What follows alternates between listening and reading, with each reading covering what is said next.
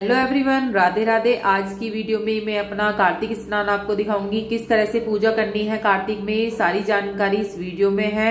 इस वीडियो के माध्यम से आपको सारी चीजें पता लग जाएंगी कार्तिक स्नान किस तरह से किया जाता है। सबसे पहले सर्वप्रथम हमें उठकर अपने घर में बासी झाड़ू करनी चाहिए। उठोरी सुहागर नाल झाड़ू दे लो अंगना, ये गुनगुनाते हुए, वो मैंने वीडियो डाल रखी है, दोबारा मैं डाल दूंगी। सब्सक्राइब जरूर करके रखिए। एक लोटा अपने घर में भरकर रखिए रात को ही, और वो लोटे को आपको सुबह सुबह अपने मुख्य द्वार पर डालना है। कहते हैं ऐसा करने से माँ लक्ष्मी निवास करती है। तो यहाँ मैं नीचे आ गई हूँ अपने मेन गेट पे लोटा लेके, और अंदर की तरफ से ही सबसे पहले सीधे हाथ की तरफ फिर उल्टे हाथ की तरफ डालना है।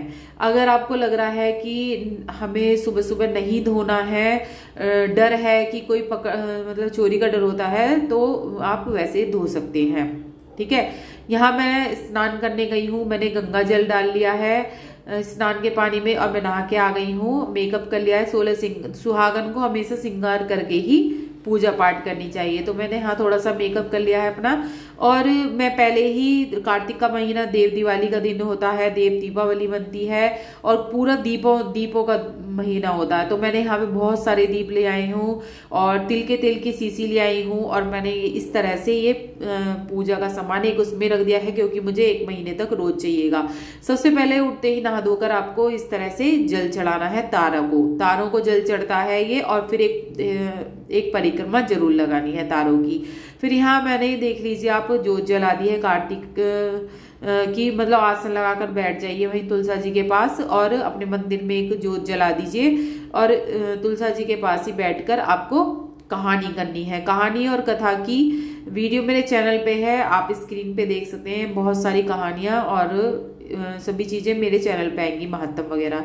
सबसे पहले मैंने जल चढ़ा दिया है। याद रखें, जाड़े का मौसम है, जल थोड़ा थोड़ा ही डालें, नहीं तो हमारी तुलसा माता खराब हो जाएंगी।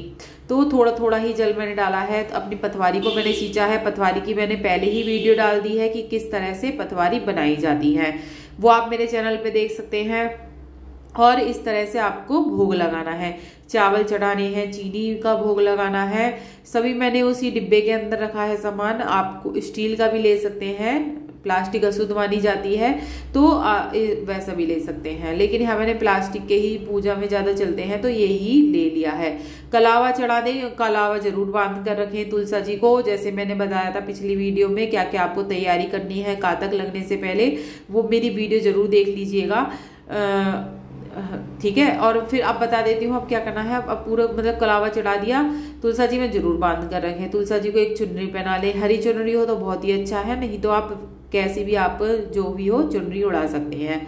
अब मैं जा रही हूँ, मंदिर की तैयारी मैंने कर ली है। एक दीप मैंने ले लिया है, जो मैं अपने मेन गेट पर लगाऊंगी। अंधेरा हो रहा है, आपको दिख ही रहा होगा, क्योंकि 5:30 पौने 6 का टाइम है, और मुझे बाहर दिया लगाना है। तो सुबह सुबह मैं मतलब जब पूजा करती हूँ तो एक दिया अपने मेन गेट पर भी रखती हूँ। तो अब मैं मेन गेट पर दिया रख के मंदिर की तरफ जाऊंगी। आपको थोड़े से नियम होते हैं घर में सुख समृद्धि बरकत लाने के। तो ये महीना पूरा ऐसा होता है, अगर आप पूरी साल भी पूजा नहीं करेंगे, इसमें विशेष पूजा कर लेते हैं, तो आपको पूरा फल मिलता है पूरे 365 दिनों का। और 365 बत्ती कैसे बने, सभी चीजें आएंगी। तो मैं मंदिर जा रही हूँ, यहाँ से मैंने आग के पत्ते तोड़ लिए हैं भोलेनाथ को चढ़ाने के लिए। मतलब मंदिर में आपको जरूर जाना चाहिए मेरे हिसाब से, कि दीपदान, मंदिर में दीपदान करने का विशेष महत्व होता है। अगर मंदिर में दीपदान नहीं कर सके आप, तो बेकार है।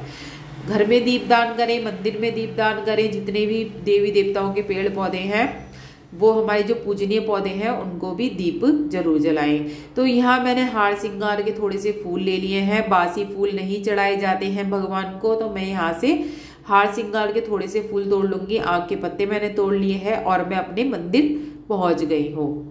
सिंपल ही पूजा मैं बता रही हूँ आपको, कोई हार्ड नहीं है। रोज की पूजा इसी तरह से करनी है आपको। अब मैं यहाँ पे मंदिर पहुंच गई हूँ। मंदिर में जितने दीप दान करना चाहें आप उतने कर सकते हैं, नहीं तो एक दीप शिवालय में जरूर जलाना है। तो मैं फिलहाल एक ही दीपक लेके आई हूँ शिवालय में जलाने के लिए। यहाँ सभी देवी देवता हैं, सबको प्रणाम कर लीजिए, आप भी दर्शन कर लीजिए हमारे बाबा भोलेनाथ का। जय हो अगरनाथ धाम की जय, जय हो अगरधामी, जय हो मेरे महादेव। तो यहाँ मेरे महादेव के दर्शन हो रहे हैं, बहुत ही प्यारे लग रहे हैं हमारे महादेव। और जब भी आप जल चढ़ाएं धीरे धीरे धार से चढ़ाएं, एकदम तेज गति से नहीं चढ़ाना चाहिए। तो यहाँ मैंने धीरे धीरे जल चढ़ा दिया है। यहाँ मैं देखो आप बैठ गई हूँ, मैं आपको दिखा रही हूँ।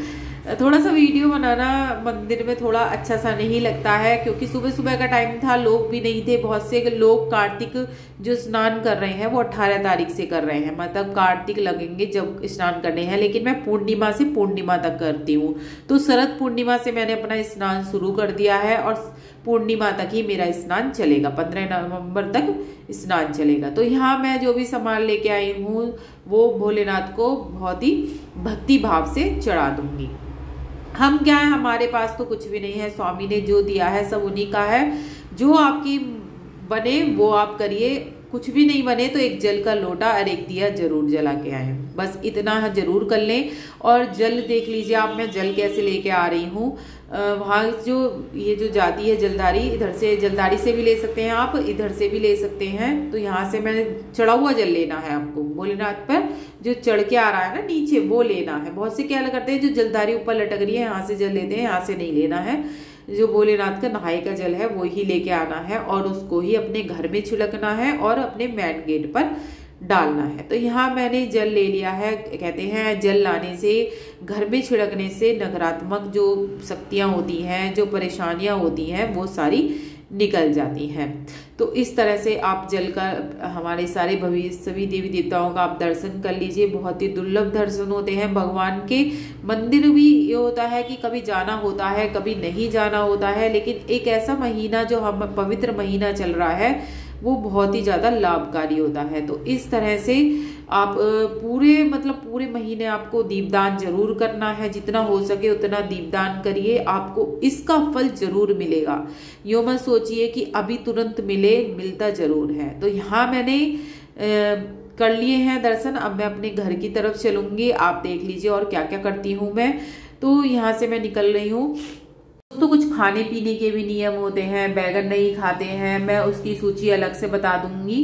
बहुत सी चीजें होती हैं जो हमें कार्तिक के महीने में नहीं खानी चाहिए और इन चीजों का त्याग करना चाहिए। हिंसा क्रोध कुछ भी नहीं करना चाहिए। मैं अपने घर पे आ गई हूँ। सबसे पहले मैंने अपने मेन गेट पर आपने देखा जल छिड़क दिया है, उसके बाद अपने घर पे भी मैंने छिड़क दिया है। अब मैं अपने छत पे आ गई हूँ। जब थोड़ा सा उजाला निकल गया था, सूर्य देवता को जो जल जो चढ़ता है बिल्कुल भोर जो हो रही होती है, जब सूर्य उदय होने वाला होता है तो तब चढ़ता है। तो सूर्योदय होने वाले हैं और इसी तरह से इसी टाइम जो यही टाइम होता है जब सूर्य देव को जल चढ़ाया जाता है। तो यहाँ मैंने जल चढ़ा लिया है। आपको भी इसी तरह से, बिल्कुल इसी तरह से करना है। अगर इसी तरह से आप करते हैं, कथा कहानी सुन ले, या तो आप मंदिर में अगर महात्म हो रहे हैं आपके वहां सुन सकते हैं, नहीं तो मेरी जितनी भी वीडियो आ रही है कार्तिक की आप सुनते रहिए।